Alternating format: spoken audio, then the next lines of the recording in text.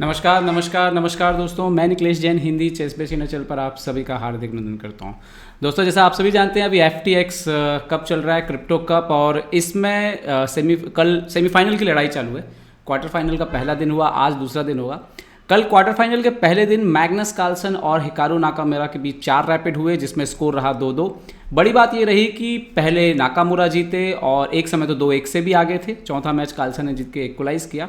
मैं आपको दिखाने वाला हूं दूसरा गेम जो मैग्नस कार्लसन ने जीता, और ये गेम खास इसीलिए है कि इस तरह के गेम जो है वो कम देखने में आते हैं। अगर आप टॉप लेवल के चेस की बात करो कि आपने राजा की तरफ एक पीस सेक्रीफाइस किया और वो जो है अंत में गेम को ले डूबे सामने वाले के। तो आइए देखते हैं इस मुकाबले को, क्या गलती हो गई यहाँ पर नाकामुरा से।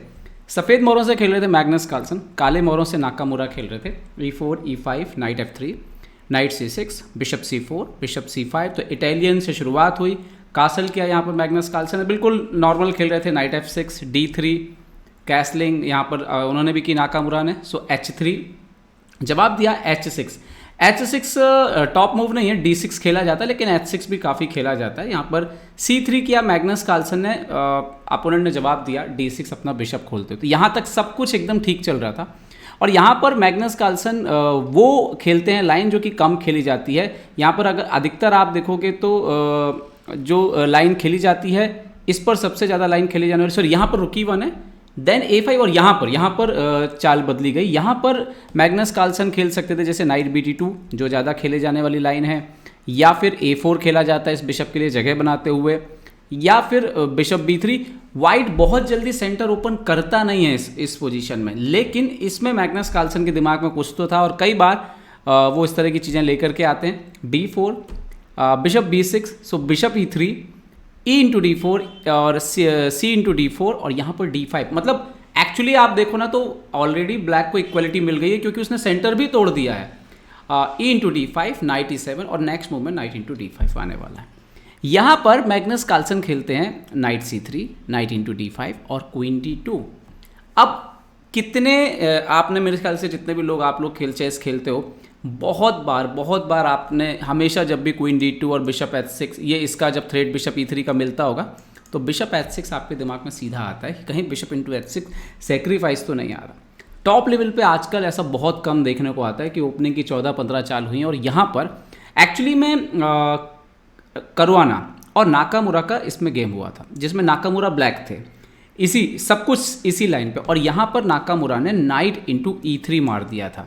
ठीक है, ये गेम जो खेला गया था, ये गेम खेला गया था मई 2020 में, मतलब इसी टूर्नामेंट में। लेकिन यहाँ पर नाकामुरा खेलते हैं C6, और जैसे उन्होंने C6 खेला, मैग्नस कार्लसन ने बिना समय गवाए बिशप इंटू H6 मार दिया। पर ये क्या विनिंग मूव है?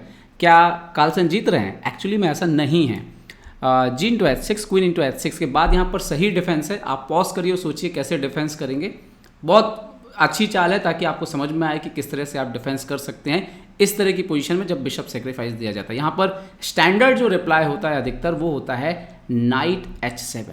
और अगर ये यहाँ पर नाकामुरा खेलते नाइट H7, तो अपोनेंट खेलेगा बिशप D3, मेट लगाने की कोशिश, बट F5 आ रहा है, और उसके बाद आपको देखना होगा कि क्वीन F6 भी आ रहा है, और यहाँ पर एक्चुअली में मात होगी नहीं, आपको मात नहीं हो पाएगी, ये गेम चलेगा। मतलब इस तरह से गेम चल सकता है, अपोनेंट ये पीस एक्सचेंज करने के बाद रुक E5 ला सकता है, क्वीन F6, क्वीन E3, इस तरह से गेम खेलना पड़ेगा। आपको 2 प्यादे मिले हुए हैं, कंपनसेशन रहेगा, लेकिन गेम खत्म नहीं होगा। यहाँ पर बहुत जल्दी तुरंत ही जो है नाकामुरा ने बिशप F5 खेला, जो देखने में बड़ी अच्छी चाल लगती है। क्यों अच्छी चाल लगती है? क्योंकि एक बार बिशप G6 पे आके बैठ गया यहाँ पर, जो बिशप यहाँ पर है, तो डिफेंस आपका मजबूत हो गया। और ये याद रखने की बात है कि अगर डिफेंस मजबूत हो गया तो वाइट हार जाएगा, क्योंकि आपने तो पीस दिया हुआ है। लेकिन यहाँ पर मिस हो गया नाकामुरा से चाल, और क्या मिस हुआ? मैग्नस कार्लसन लेकर के रुक E5। अब प्रॉब्लम ये है कि अभी तो F5 का आपका जो आप देखिए कि बिशप जो है वो मर रहा है, और अगर यहाँ पे मान लीजिए कि आप क्वीन D7 वगैरह करके कुछ सपोर्ट देने की कोशिश करें, तो यहाँ पर समस्या जो है वो और बढ़ जाएगी E1 नाइट H4 से, और E1 नाइट D5 से। तो क्या हुआ यहाँ पर? उन्होंने खेला यहाँ पर बिशप G6, तो यहाँ पर कार्लसन ने खेला रुक G5। नाइट H4 भी एक चाल थी जिससे गेम जो है बहुत डेंजरसली ख़त्म हो सकता था, बट शायद बोर्ड पर इतनी जल्दी दिखता नहीं, हम तो एनालाइज कर रहे हैं। बिशप D4 था, तो नाइट G6 आता, मेट हो रही है तो मारना पड़ता, and now knight D5, discovered check आ रहा है F6 पे, आपको दिख रहा होगा, इस नाइट के हटने से, तो वहाँ पे भी मात का प्रॉब्लम है, तो ये मारना पड़ेगा एंड देन रुक G5 के बाद ये गेम ओवर हो जाता। तो ये भी हो सकता था, लेकिन मैग्नस कार्लसन ने खेला रुक G5। अब वही थ्रेट जो है वो कंटिन्यू है, रुक इंटू G6 का थ्रेट आने वाला है। इन्होंने खेला नाउ नाइट H7, तो रुक G4 पीछे लिया, एक स्क्वायर रुक को बचाया, नाउ रुक E8, सो नाइट इंटू D5 यहाँ पर एक्सचेंज किया। पूरा जो प्रेशर था CD5 के बाद मैग्नस कार्लसन ने BD3 करके G6 पे पूरा प्रेशर कर दिया। आने वाले समय में नाइट भी आने वाला है, तो बिशप रुक क्वीन ऑलरेडी अटैक कर रहे थे। उन्होंने खेला नाइट F8, सो नाइट E5 एक और अटैक, रुक E6 कोई ऑप्शन थे नहीं यहाँ पर, तो यहाँ पर बिशप F5 खेला, रुक D6 पे बिशप इंटू, यहाँ पर नाइट, अब G6 पे सारे एक्सचेंजेस कर दिए उन्होंने, knight into G6, pawn into G6, bishop into G6, rook into G6, rook into G6, knight into G6, queen into G6 और यहाँ पर किंग H8। अब एक बार फिर से पॉज करिए और आप सोचिए कि ये मैच एक्चुअली आप फिनिश कैसे करोगे, जीतोगे कैसे, है ना। तो ये यहाँ पर भी आपको देखना है कि D4 का पॉन, अब आपका कुछ पॉन वन मरना नहीं चाहिए, वरना अपोनेंट फिर से डिफेंस जो है उसका मजबूत हो सकता है। तो यहाँ पर बहुत ही चालाकी से queen H5, king G8, queen G4 करके D4 पर सपोर्ट लगा दिया 7, और उसके बाद आखिरी जो पीस चाहिए था मात करने के लिए रुक E1 ले आए। यहाँ पर रुक C8 लेकर के आए नाकामुरा, बट रुक E6 के बाद उन्होंने रिज़ाइन कर दिया। क्यों रिज़ाइन कर दिया? क्योंकि क्वीन G6 आ रहा है, उसके बाद मात बच नहीं रही, या तो क्वीन नहीं बच रहा, मतलब गेम खत्म हो जाएगा। तो उन्होंने यहाँ पर अगर मान लीजिए खेलते रुक C1 तो क्या होता, किंग H2 के बाद क्वीन C7 या कुछ भी खेलते तो G3 के बाद ये जो है गेम में कुछ होने वाला था नहीं। और अगर रुक C6 खेलते तो queen G6 check, king H8 और रुक E8 के बाद क्वीन मर जाता। तो इसीलिए नाकामुरा ने रिज़ाइन कर दिया। तो महत्वपूर्ण बात ये कि जब इस तरह के थ्रेट आए, मतलब बिशप इंटू H6 जैसी चीज़ जो है वो बोर्ड पर आई, और उसके बाद नाकामुरा जो है डिफेंस करने में फेल हो गए, जो कि बहुत कम देखा जाता है। अधिकतर ये खिलाड़ी जानते हैं कि इस पोजीशन को कैसे डिफेंड करना है। तो कार्लसन ने वो चाल लगाई जो क्या बोलते हैं कि एमेच्योर और क्लब लेवल पर जो है खिलाड़ी इस्तेमाल करते हैं, इस तरह की चालों का। उम्मीद करता हूँ ये वीडियो आपको पसंद आया होगा। पसंद आया तो लाइक, शेयर और सब्सक्राइब करना ना भूलें। देखते रहिए चेस इंडिया। चेस इंडिया के लिए मैं निकलेश जैन।